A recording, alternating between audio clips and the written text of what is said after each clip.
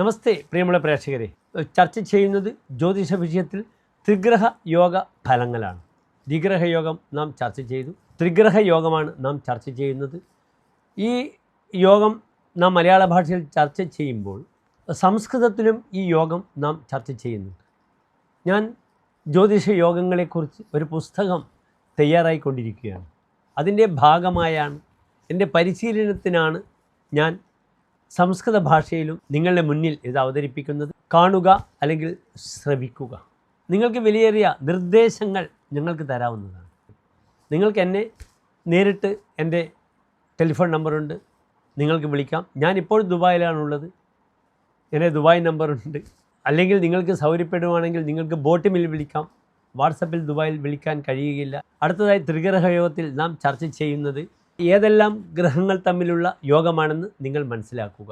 ചൊവ്വയും ബുധനും ശുക്രനും കൂടി യോഗകർത്താവായി വരുമ്പോഴുള്ള ശുഭാശുഭ ഫലങ്ങളാണ് ആചാര്യൻ നിരൂപണം ചെയ്യുന്നത്. ത്രിഗ്രഹയോഗം, ചതുർഗ്രഹയോഗം, പഞ്ചഗ്രഹയോഗം, പ്രവ്രജ യോഗം, ഇതൊക്കെ തന്നെ സവിസ്തരം പ്രതിപാദിച്ചിട്ടുള്ള ഗ്രന്ഥം സാരാവലിയാണ് കല്യാണവർമാവിൻ്റെ. ദ്വിഗ്രഹയോഗം അതിശക്തമായി ഹോരാചാര്യർ വിവരിച്ചിട്ടുണ്ട്. പക്ഷേ ത്രിഗ്രഹയോഗം അദ്ദേഹം വിശദീകരിച്ചിട്ടില്ല. മന്ത്രേശ്വരൻ്റെ ഫലദീപികയും വളരെ സമൃദ്ധമായി ഈ വിഷയങ്ങളെല്ലാം പ്രതിപാദിച്ചിട്ടുണ്ട്. നിങ്ങൾ ശ്രദ്ധിക്കുക. ഇവിടെ ചൊവ്വയും ബുധനും ശുക്രനും കൂടെയുള്ള യോഗം ഇപ്രകാരമാണ് ആചാര്യൻ പറയുന്നത്. അകുലീനോ വികലാംഗശ്ച ചപലോ ദുഷ്ടശ്ച ജായതേ മനുജഃ മുഖരോ നിത്യോത്സാഹി കുജ ബുധ ഭൃഗുനന്ദനേഹി സഹിതേഹി. ഇവിടെ സഹിതേഹി കൂടിച്ചേർന്ന ആരൊക്കെ? കുജൻ ചൊവ്വ, ബുധൻ, ഭൃഗുനന്ദനൻ, ശുക്രൻ. ഈ മൂന്ന് യോഗങ്ങളും കൂടെ ഉണ്ടാവുന്ന ത്രിഗ്രഹ യോഗത്തിൽ ജനിച്ച വ്യക്തി ഇപ്രകാരമാണ്. അയാൾ അകുലീനനാണ്. മാഹാത്മ്യമില്ലാത്ത കുലത്തിൽ ജനിച്ച വ്യക്തിയാണ് അകുലീനൻ. അദ്ദേഹത്തിന് കുലമാഹിമ അദ്ദേഹത്തിന് ഇല്ല എന്നാണ് പറയുന്നത്. മഹിമയില്ലാത്ത കുലത്തിൽ ജനിച്ച ഒരു വ്യക്തിയായിരിക്കും അദ്ദേഹമെന്ന് സമർത്ഥിക്കുന്നു കല്യാണവർമാവ്. പിന്നെ ആ വ്യക്തി വികലാംഗനായിരിക്കും, ശരീരത്തിന് അംഗവൈകല്യമുള്ള വ്യക്തിയായിരിക്കുമെന്നും പറയപ്പെടുന്നു.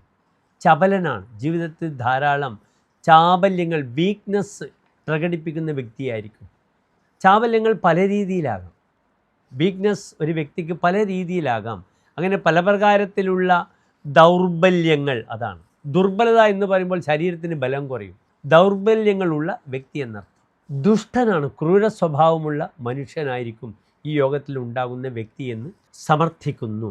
മുഖരോ നിത്യോത്സാഹി, അദ്ദേഹം എപ്പോഴും അങ്ങേയറ്റം ഉത്സാഹ നിരതനായിരിക്കും, കഠിനാധ്വാനിയായിരിക്കും, എപ്പോഴും ഉത്സാഹിച്ചു കൊണ്ടിരിക്കും. മുഖരഹ ഭവതി, അയാൾ അപ്രിയങ്ങൾ വിളിച്ചു പറയുന്ന ആളുമായിരിക്കും. പലപ്പോഴും ബ്രോക്കറേജുമായി ബന്ധപ്പെടുന്ന വ്യക്തികളെല്ലാം തന്നെ നിങ്ങൾക്ക് കാണാം, അവർ കാര്യസാധ്യതയ്ക്ക് വേണ്ടി അപ്രിയങ്ങൾ പലതും വിളിച്ചു പറയും. മുഖരഹ എന്ന വാക്കിന് അതാണ് അർത്ഥം. ശബ്ദായമാനഹ, ഉറക്കെ ഘോഷിക്കും. സദ്ഗുണങ്ങൾ എന്ന് പറയാൻ പാടില്ല, ഈ ദുർഗുണങ്ങളൊക്കെ തന്നെയുണ്ട്. അതിനിടയിൽ ഇദ്ദേഹം നിത്യോത്സാഹിയായിരിക്കും. കാരണം ദ്വിഗ്രഹയോഗത്തിൽ ചൊവ്വയും ബുധനും കൂടെ ഒന്നിച്ച് വരുമ്പോൾ വലിയൊരു യോഗം പറഞ്ഞിട്ടുണ്ട്. മൂലാദി സ്നേഹകൂടേഹി വ്യവഹരതി വണിക് ബാഹുയോദ്ധ, വലിയ വ്യാപാരിയാണ്. അതൊക്കെ സ്ട്രെയിറ്റായ വ്യാപാരങ്ങളല്ല. മൂലാദി സ്നേഹം, കൂടം, മദ്യം, ഇതുമായി ബന്ധപ്പെടുന്ന വ്യാപാരങ്ങളും മല്ലനുമായിരിക്കും. അവിടെ ശുക്രനും കൂടി ചേരുമ്പോൾ പൂർണ്ണത വരും. അതിനാൽ അത്യുത്സാഹിയായി കാര്യങ്ങൾക്ക് വേണ്ടി ഓടി നടക്കും. തൻ്റെ കാര്യസാധ്യതയ്ക്ക് വേണ്ടി എന്തും സംസാരിക്കും ഈ യോഗമുള്ളവരെന്ന് നിങ്ങൾ അറിയുക. നമസ്തേ.